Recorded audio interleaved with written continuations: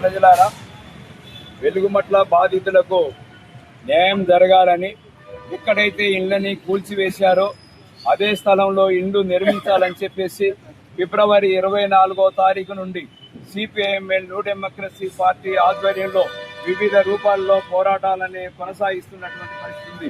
దాంట్లో భాగంగానే ఈరోజు ఖమ్మం పట్టణ బంద్ కూడా పిలుపివ్వడం అనేటువంటి జరిగింది. ప్రశాంతమైనటువంటి వాతావరణంలో ప్రజలందరూ కూడా బంద్కు సహకరిస్తున్నటువంటి పరిస్థితి ఉంది.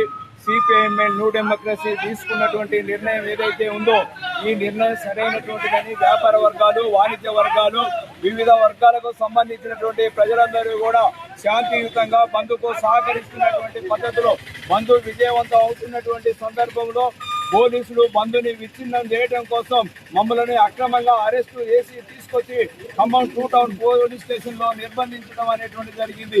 ఇది దుర్మార్గమైనటువంటిది. పాలక వర్గాలు వ్యవహరించినటువంటి పద్ధతిని ఈనాడు ప్రజలందరూ కూడా వ్యతిరేకిస్తున్నటువంటి పరిస్థితి ఉన్నది. హైకోర్టు కూడా సీరియస్ గా ఈ పద్ధతి సరైనటువంటిది కాదు, ఇళ్ళని కూల్చివేయడం సరైనటువంటిది పద్ధతి కాదని చెప్పేసి హైకోర్టు కూడా స్టే ఇచ్చినటువంటి సందర్భంలో ఈ ప్రభుత్వాలు జరిగినటువంటి తప్పుని సరిదిద్దుకొని ఎక్కడైతే ఇళ్ళని కూల్చివేశారో నిర్వాసితులందరికీ తక్షణమే ఇల్లు ఇవ్వాల్సినటువంటిది పోయి ప్రజల తరఫున పోరాడుతున్నటువంటి వాళ్ళని అక్రమ పద్ధతిలో నిర్బంధించడం అనేటువంటిది దుర్మార్గమైనటువంటి చర్య. ఈ చర్యని ప్రజలు, ప్రజాస్వామిక వాదులు వ్యతిరేకించాలని చెప్పేసి కోరుతా ఉన్నాం. అక్రమ అరెస్టులతో ఉద్యమాలను ఆపలేరనేటువంటిది సందర్భంగా స్పష్టం చేస్తున్నాం.